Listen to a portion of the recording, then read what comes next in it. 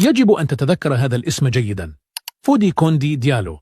تخيل أن تسجل 97 هدفا في 30 مباراة فقط، وتصبح الهداف التاريخي في لا ماسيا، وتتجاوز كوبو، وتتفوق على لامين يامال، وتمحو أرقام إنسو فاتي وتوني فرنانديز من كتب التاريخ.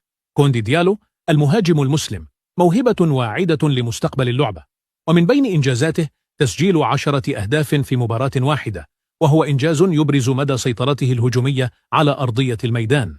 تطوره السريع يعيد إلى الأذهان مسيرة كبار خريجي لا ماسيا، ومع هذه الأرقام بات ينظر إلى فودي ديالو كواحد من أبرز الآمال الكروية عالميا.